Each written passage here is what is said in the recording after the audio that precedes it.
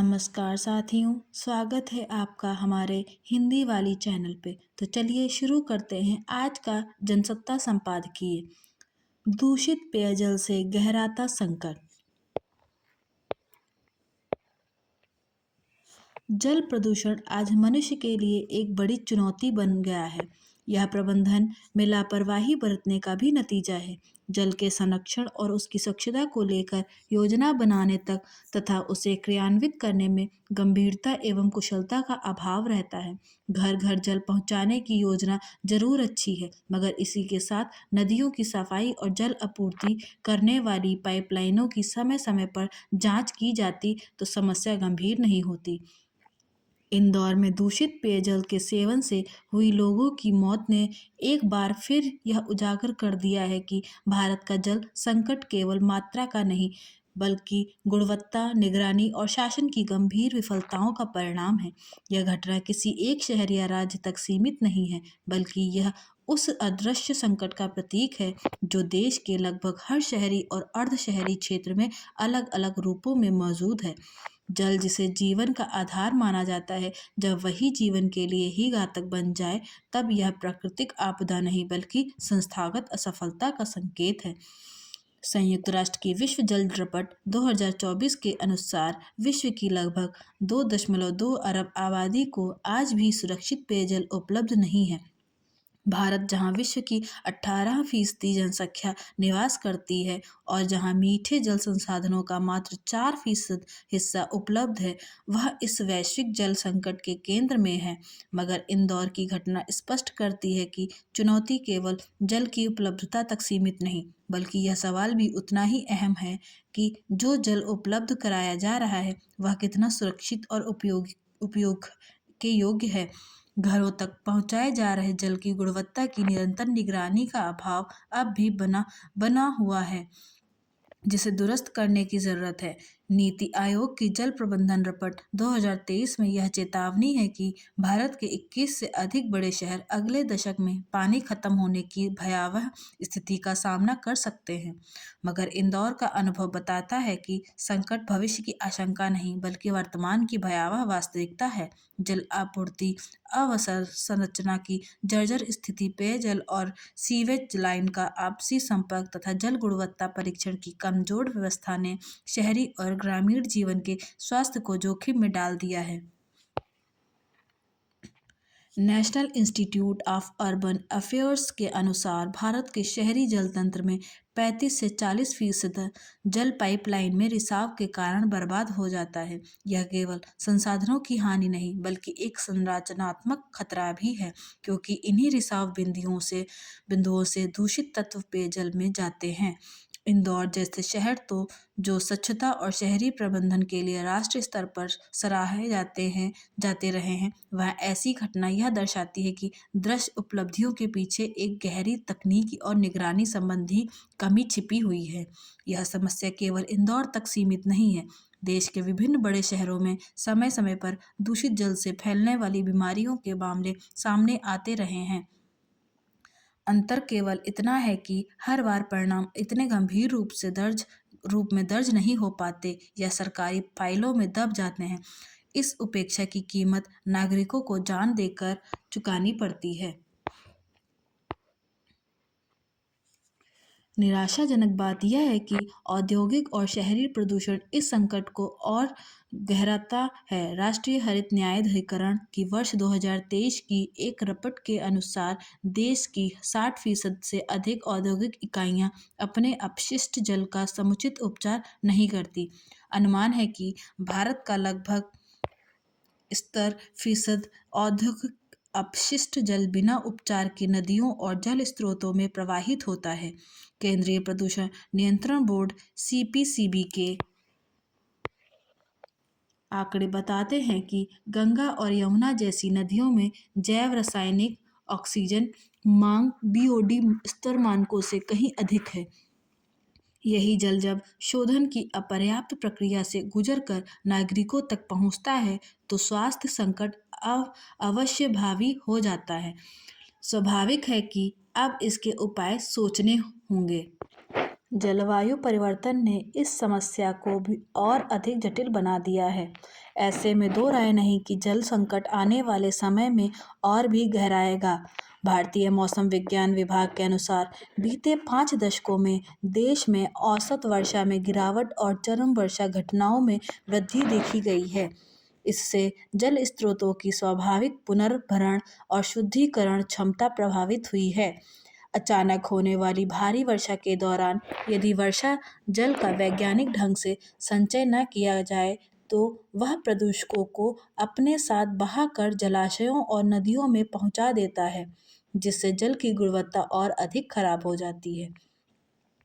इन परिस्थितियों में स्पष्ट है कि जल प्रबंधन को केवल राज्य या राष्ट्र स्तर की योजनाओं तक सीमित रखना पर्याप्त नहीं है। आवश्यकता इस बात की है कि सूक्ष्म स्तरीय जल प्रबंधन को नीति के केंद्र में लाया जाए।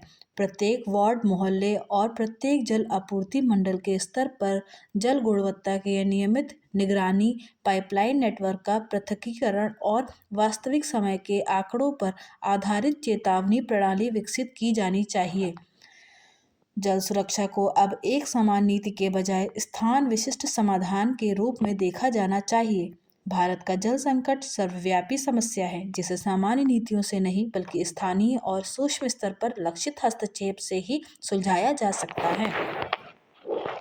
इसके साथ ही हर घर नल जैसी योजनाओं को हर नल सुरक्षित की अवधारणा से जोड़ना भी अनिवार्य है। जल आपूर्ति की सफलता केवल कनेक्शन की संख्या से नहीं बल्कि जल की गुणवत्ता, निरंतरता और पारदर्शिता में से मापी जानी चाहिए। स्थानीय निकायों को तकनीकी क्षमता, वित्तीय संसाधन और उत्तरदायित्व तीनों स्तरों पर सशक्त किए बिना यह लक्ष्य हासिल नहीं किया जा सकता। इस दिशा में समन्वित प्रयास करने होंगे। नागरिकों की भूमिका इस संकट में गौण नहीं है। जल उपयोग, संरक्षण और निगरानी को सामुदायिक उत्तरदायित्व के रूप में विकसित करना होगा। स्थानीय स्तर पर जल परीक्षण, शिकायत निवारण और सामाजिक परीक्षण जैसी प्रक्रियाएं इस दिशा में प्रभावी साधन बन सकती हैं। जल केवल सरकार द्वारा प्रदत्त सेवा नहीं बल्कि समाज की साक्षी संपदा है और उसकी सुरक्षा भी सामूहिक प्रयास से संभव है। इंदौर की त्रासदी एक चेतावनी है, लेकिन साथ ही यह अवसर भी है उस सोच को बदलने का जिसमें जल संकट को केवल भविष्य की समस्या माना जाता रहा है। यदि आज भी जल की गुणवत्ता, अवसंरचना और स्थानीय निगरानी को प्राथमिकता नहीं दी गई तो ऐसी घटनाएं अपवाद नहीं बल्कि सामान्य होती जाएंगी। जल संकट अब केवल पर्यावरणीय या तकनीकी चुनौती नहीं बल्कि सार्वजनिक स्वास्थ्य, सामाजिक न्याय और शासन की विश्वसनीयता की परीक्षा बन चुका है। भारत के लिए यह समय आत्ममंथन का है। जल प्रबंधन को आंकड़ों और घोषणाओं से आगे बढ़ाकर जमीन पर, गली मोहल्ले के स्तर पर उतारने की आवश्यकता है। अन्यथा हर शहर संभावित इंदौर बन सकता है और तब चेतावनियों का मूल्य केवल आंकड़ों में नहीं बल्कि जनहानि के रूप में चुकाना पड़ेगा। रिश्तों की नींव। हम जब किसी रिश्ते में प्रवेश करते हैं तो अक्सर यह सोचकर नहीं आते कि हम क्या महसूस करते हैं, बल्कि यह सोचकर आते हैं कि हमें कैसा व्यवहार करना चाहिए। धीरे धीरे रिश्ते भावनाओं का नहीं, अपेक्षाओं का मंच बन जाते हैं। हम यह मान लेते हैं कि अच्छे रिश्ते वही हैं जहाँ कोई शिकायत ना हो, कोई असहमति ना हो और कोई थकान दिखाई ना दे। यहीं से शुरू होती है परिपूर्ण बनने या संपूर्णता की मांग की अदृश्य दौड़। हम हर भूमिका में खुद को ढालने लगते हैं। बेटी, पत्नी, माँ, मित्र, सहकर्मी और इंसान हैं जिसकी अपनी सीमाएं, अपनी ज़रूरतें और अपनी भावनाएं हैं। संपूर्ण बनने की यह मानसिकता अचानक विकसित नहीं होती। इसका बीज बचपन में ही बो दिया जाता है, जब हमें सिखाया जाता है कि अच्छे बच्चे कैसे होते हैं, जो बच्चे ज़्यादा सवाल ना करें, जो बड़ों की हर बात मान लें और जो अपनी भावनाओं को नियंत्रित रखना सीख लें। लड़कियों के लिए यह सीख और भी सख्त होती है। उन्हें बताया जाता है कि ज़्यादा बोलना अच्छा नहीं, अपनी बात मन में रखना ही समझदारी है और रिश्ते निभाने के लिए खुद को पीछे रखना पड़ता है। यही बातें आगे चलकर उनके व्यक्तित्व का हिस्सा बन जाती हैं। हर रिश्ता थोड़ा बहुत समझौता मांगता है, इसमें कोई संदेह नहीं, लेकिन समस्या तब शुरू होती है जब समझौता आदत बन जाए और अपनी बात रखना स्वार्थ समझा जाने लगे, कई लोग अपनी नाराजगी, थकान और असंतोष को भीतर ही दबाए रखते हैं ताकि सामने वाला असहज ना हो। धीरे धीरे यह चुप्पी रिश्तों की भाषा बन जाती है। बाहर से सब ठीक दिखता है, लेकिन भीतर एक खालीपन जन्म लेने लगता है। व्यक्ति महसूस करता है कि वह हर रिश्ते में मौजूद है, लेकिन अपनी ही जिंदगी में अनुपस्थित है। आज के समय में सोशल मीडिया ने परिपूर्णता या संपूर्णता की कसौटी वाले रिश्तों की एक झूठी तस्वीर हमारे सामने रख दी है। हर तरफ मुस्कुराते चेहरे, आदर्श जोड़े और खुशहाल परिवार दिखाई देते हैं। इन तस्वीरों के पीछे की थकान, मतभेद और चुप्पी कभी दिखाई नहीं देती। इन सबको देखकर हम अपने वास्तविक रिश्तों से असंतुष्ट होने लगते हैं। हमें लगता है कि कहीं हम ही कम पड़ रहे हैं, हमारा रिश्ता ही अधूरा है। मन में इसी भावना के कारण हम खुद को और ज़्यादा बदलने की कोशिश करने लगते हैं, खुद को बेहतर नहीं बल्कि संपूर्ण या ऐसा बनाने के लिए जिसमें कोई भी कमी ना हो।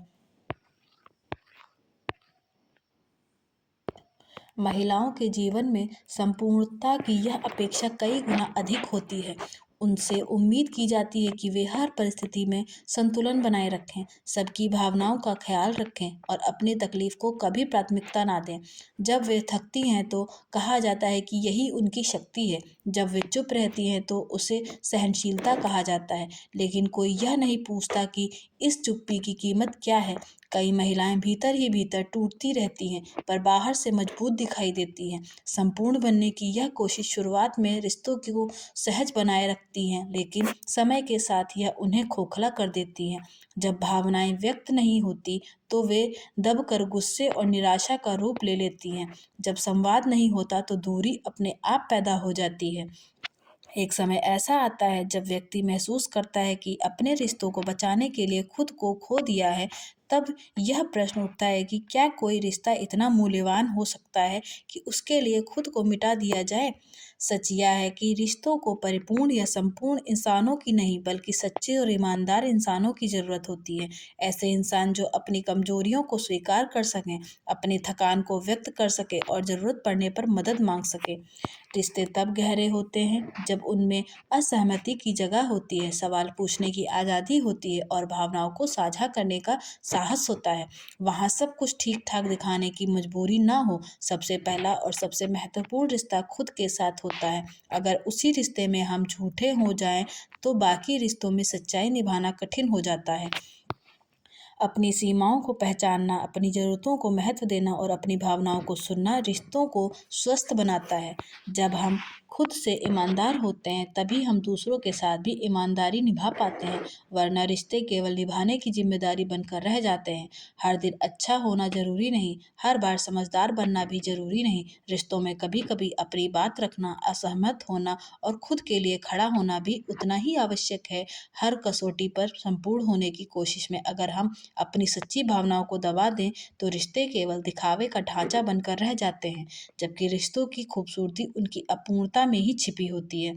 शायद अब यह समझने का समय आ गया है कि रिश्ते निभाने के लिए खुद को तोड़ना नहीं पड़ता, उन्हें बचाने के लिए खुद को खोना नहीं होता। रिश्ते तभी टिकते हैं जब उनमें इंसान होने की पूरी गुंजाइश बची रहे।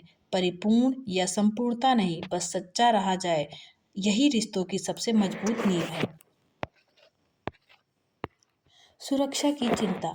लक्षित हिंसा। संपादकीय 7 जनवरी पढ़ा। यह बेहद ही दुखद है कि बांग्लादेश में अल्पसंख्यक हिंदुओं के साथ बर्बर सलूक किया जा रहा है। अब तक कई लोगों की हत्या की जा चुकी है और यह सिलसिला जारी है। वहाँ हिंसक भीड़ निरंकुश तरीके से पेश आ रही है। बांग्लादेश की सरकार भी इस अराजकता पर कोई प्रभावी कार्रवाई नहीं कर रही है। यह निराशाजनक है कि इस हमारी सरकार बांग्लादेश को कोई ठोस कार्रवाई करने का संदेश देने में देर कर रही है। भारत को अब अल्पसंख्यकों की रक्षा के लिए बांग्लादेश की अंतरिम सरकार के समक्ष यह मुद्दा प्रमुखता से उठाना चाहिए। बांग्लादेश का अस्तित्व भारत के प्रयासों से ही संभव हुआ और यह ऐसा एहसान है जिसका ऋण बांग्लादेश कभी नहीं चुका सकता। वहाँ की जनता को भी यह सच्चाई कभी नहीं भूलनी चाहिए। आईपीएल में बांग्लादेशी खिलाड़ियों के बहिष्कार जैसे हल्के कदमों से वहाँ की सरकार की तंद्रा नहीं टूटेगी। भारत को ठोस कूटनीतिक प्रयासों से वहां किसी भी तरह अनियंत्रित हिंसा को अविलंब रुकवाना चाहिए। निष्पक्षता पर सवाल। पिछले कुछ वर्षों से केंद्रीय जांच एजेंसियां, खासकर प्रवर्तन निर्देशालय ईडी की भूमिका को लेकर लगातार बहस होती रही है। विपक्ष का आरोप है कि इन एजेंसियों का इस्तेमाल राजनीतिक दबाव बनाने और चुनावी फायदे के लिए किया जा रहा है। पश्चिम बंगाल में तृणमूल कांग्रेस की चुनावी रणनीति से जुड़ी संस्था पर की गई हालिया कार्रवाई इसी बहस को एक बार फिर तेज करती है। कुछ महीने बाद होने वाले बंगाल विधानसभा चुनाव के संदर्भ में देखें तो इस कार्रवाई के मायने हैं। मुख्यमंत्री ममता बनर्जी ने केंद्र सरकार पर आरोप लगाया है। दरअसल ईडी लंबे समय से विपक्ष के निशाने पर रही है। इसकी जांच प्रक्रिया का बहुत कम मामलों में अंतिम नतीजे तक पहुंचना और चुनावों के आसपास इसकी सक्रियता और निष्पक्षता पर सवाल उठते रहे हैं। सुप्रीम कोर्ट भी इस एजेंसी की कार्यप्रणाली पर असंतोष जता चुका है। समय का पाठ। समय कभी गुरु बनकर हमें अनुशासन का पाठ पढ़ाता है, कभी परीक्षा निर्णायक बनकर हमारे कार्यों की गुणवत्ता को उजागर करता है और कभी दार्शनिक बनकर हमें मृत्यु और नश्वरता का बोध कराता है। जिन्होंने समय की इस भाषा को समझा वे युग निर्माता बने। उन्होंने अपने विचारों, कर्मों और संघर्षों को समय की धारा के साथ सामंजस्य में रखा और इतिहास में अपनी अमिट छाप छोड़ी। ऐसे कई लोग हैं जो समय के विरुद्ध नहीं, समय के साथ चलकर परिवर्तन के दूत बने। इसके विपरीत जिन्होंने समय का अपमान किया, जिन्होंने उसे व्यर्थ गंवाया या उसकी चेतावनियों की उपेक्षा की, वे इतिहास के अंधकार में खो गए। सत्ता, धन और अहंकार ने उन्हें क्षणिक ऊंचाई दी, पर समय ने अंततः उन्हें गिरा दिया। समय किसी को मिटाने के लिए नहीं, बल्कि सत्य को स्थापित करने के लिए काम करता है। समय नष्ट नहीं होता, मनुष्य का जीवन नष्ट होता है। ताकत का वर्चस्व। वेनेजुएला के राष्ट्रपति को बलपूर्वक पकड़कर अपने नियंत्रण में लेने की घटना और ग्रीनलैंड को हथियाने की लालसा अमेरिका की वर्चस्ववादी मानसिकता को उजागर करती है। यह आचरण न केवल अंतर्राष्ट्रीय कानून का उल्लंघन है, बल्कि लोकतांत्रिक मूल्यों, मानवता और संयुक्त राष्ट्र संघ द्वारा घोषित सिद्धांतों के भी सर्वथा विपरीत है। यह वही मानसिकता है जो सभ्यता के प्रारंभिक दौर में कबीलों के बीच देखने को मिलती थी, जहाँ शक्ति की न्याय का पैमाना होती थी और ताकतवर का वर्चस्व ही अंतिम सत्य माना जाता था। चिंताजनक तथ्य यह भी है कि अमेरिका, चीन, भारत और ब्राजील जैसे देशों पर 500% शुल्क लगाने की तैयारी कर रहा है। इससे उसकी मंशा पूरी तरह स्पष्ट हो जाती है कि वह निष्पक्ष प्रतिस्पर्धा में नहीं, बल्कि दबाव की राजनीति में विश्वास रखता है। समाधान की राह। देश में आवारा कुत्तों के काटने की घटनाएं अब आम लोगों के लिए गंभीर समस्या बन गई है। खासकर बच्चों, महिलाओं और बुजुर्गों के लिए गली मोहल्लों में सड़क पर चलना खतरे से खाली नहीं है। पिछले कई वर्षों से यह मसला सत्ता के गलियारों से लेकर सड़क तक उठता रहा है, लेकिन इसका कोई स्थायी समाधान नहीं निकल पाया। हालांकि केंद्र और राज्य सरकारों के स्तर पर आवारा कुत्तों की आबादी को नियंत्रित करने के लिए कई कार्यक्रम शुरू किए गए हैं, लेकिन नतीजा ढाक के 3 पात जैसा ही है। यही वजह है कि मंगलवार को सर्वोच्च न्यायालय को यह कहना पड़ा कि कुत्ते के काटने की घटनाओं में राज्यों को भारी मुआवजा देने के निर्देश दिए जाएंगे, क्योंकि पिछले 5 वर्षों में आवारा पशुओं से संबंधित नियमों के क्रियान्वयन के लिए कोई कदम नहीं उठाए गए। साथ ही यह भी कहा कि कुत्तों को सड़क पर भोजन खिलाने वालों को भी जिम्मेदार और जवाबदेही ठहराया जाएगा। शीर्ष अदालत की इस टिप्पणी को इसलिए महत्वपूर्ण माना जा रहा है क्योंकि इस संकट से निपटने के लिए न तो राज्य सरकारों की ओर से प्रभावी कदम उठाए जा रहे हैं और न ही कुत्तों को सड़क पर भोजन परोसने पर रोक लग पाई है। केंद्रीय पशुपालन और डेयरी मंत्रालय की तरफ से पिछले वर्ष जारी आंकड़ों पर गौर करें तो देश में जनवरी 2024 से लेकर दिसंबर तक कुत्ते के काटने के 37 लाख से अधिक मामले सामने आए। इनमें 5 लाख से ज़्यादा मामले 15 साल से कम उम्र के बच्चों के थे, जबकि कुत्ते के काटने से करीब 37 लोगों की मौत हो गई, जिनमें ज़्यादातर मामले रेबीज संक्रमण के थे। इन आंकड़ों से इन आंकड़ों से स्थिति की गंभीरता का अंदाजा सहज ही लगाया जा सकता है। इस समस्या से निजात पाने का सरल एवं प्रभावी उपाय आवारा कुत्तों की आबादी को नियंत्रित करना माना जाता है। इसके लिए विभिन्न राज्यों में टीकाकरण के जरिए कुत्तों का बंध्याकरण करने का कार्यक्रम शुरू किया गया था, लेकिन प्रशासनिक स्तर पर लापरवाही और इच्छा शक्ति के अभाव में यह मुहिम कागजों में ही दम तोड़ती नजर आ रही है। यही वजह है कि शहरी और ग्रामीण क्षेत्रों में आवारा कुत्तों की संख्या बढ़ रही है और इंसानों को काटने की घटनाओं में भी लगातार बढ़ोतरी हो रही है। शीर्ष अदालत ने स्थिति की गंभीरता को देखते हुए पिछले दिनों आक्रामक आवारा कुत्तों को सड़क से हटाकर आश्रय स्थलों में रखने का निर्देश दिया था। साथ ही गली मोहल्लों में कुत्तों को सड़क पर भोजन नहीं परोसने की हिदायत भी दी थी। मगर पशु प्रेमियों को यह फैसला रास नहीं आया और यह मामला फिर से सर्वोच्च न्यायालय पहुंच गया। इसमें दो राय नहीं है कि आवारा कुत्तों को सुरक्षित और खुला वातावरण मिलना चाहिए, लेकिन इस बात को भी समझना जरूरी है कि मानव सुरक्षा से समझौता नहीं किया जा सकता। शीर्ष अदालत ने भी यह सवाल उठाया कि अगर पशु प्रेमियों को आवारा कुत्तों से लगाव है तो वे उन्हें अपने घर क्यों नहीं ले जाते। दरअसल कुत्तों को सड़क पर भोजन परोसे जाने से वे वहीं आसपास घूमते रहते हैं और स्थानीय लोगों को काटते और डराते हैं। ऐसे में इस बात पर गंभीरता से विचार करने की जरूरत है कि सरकार और समाज के सामूहिक प्रयासों से ही इस समस्या से निपटने का मार्ग प्रशस्त हो सकता है। असमानता की खाई। किसी भी राष्ट्र के संतुलित विकास के लिए आर्थिक समानता का होना बेहद जरूरी है। जब तक सभी नागरिकों को बुनियादी सुविधाएं मयस्सर नहीं होंगी, तब तक विकास के तमाम दावे अधूरे ही साबित होंगे। मगर चिंताजनक बात यह है कि दुनिया भर में आर्थिक असमानता का दायरा बढ़ता जा रहा है। इससे न केवल आर्थिक अस्थिरता बढ़ रही है, बल्कि आमजन की शिक्षा, स्वास्थ्य और रोजगार जैसी आधारभूत जरूरतों तक पहुंच भी सीमित हो रही है। इससे कमजोर वर्ग सबसे अधिक प्रभावित हो रहा है। विश्व आर्थिक मंच की नई सर्वेक्षण रिपोर्ट में भी इस बात को उजागर किया गया है। इसमें कहा गया है कि दुनिया भर के युवा असमानता से चिंतित हैं, मगर इसकी आलोचना करने के बजाय वे इसमें बदलाव चाहते हैं। सवाल यह है कि आखिर अमीर गरीब के बीच खाई घटने की बजाय बढ़ क्यों रही है। क्या शासन और प्रशासन को इस बात का भान नहीं है कि इस असमानता के परिणाम न केवल किसी एक देश बल्कि वैश्विक अर्थव्यवस्था के लिए घातक हो सकते हैं। इसमें दो राय नहीं कि आर्थिक असमानता के मामले में भारत भी पीछे नहीं है। विश्व असमानता पर हाल में जारी की गई एक रिपोर्ट के मुताबिक देश की कुल संपत्ति का करीब 40% हिस्सा महज 1% लोगों के पास है। इससे अंदाजा लगाया जा सकता है कि देश में आर्थिक असंतुलन का स्तर कहां पहुंच गया है। युवा वर्ग भी इससे प्रभावित हो रहा है और वह व्यवस्था में बदलाव तो चाहता है, लेकिन इसके लिए उसे सही मंच और अवसर नहीं मिल पा रहे हैं।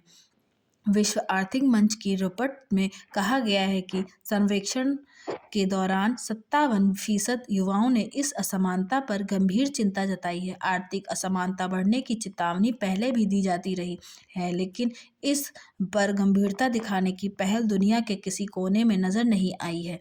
ऐसे में इस बात का अंदाजा लगाया जा सकता है कि जब किसी देश की संपत्ति का बड़ा हिस्सा चंद लोगों के हाथों में आ जाएगा तो उसका परिणाम क्या होगा। आशा करती हूँ कि आपको आज का संपादकीय अच्छा लगा होगा। अगर हमारी वीडियो पसंद आई है तो please like and share, subscribe जरूर करें। धन्यवाद।